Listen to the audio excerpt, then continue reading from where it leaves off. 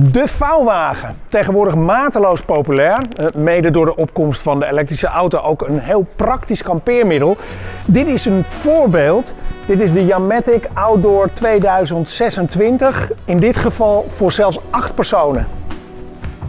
Met het 1, 2, 3 opzetsysteem staat hij snel en heb je heerlijke ruime slaapplaatsen. Ook nog gedacht aan de laatste trendkleuren en een zee aan bergruimte.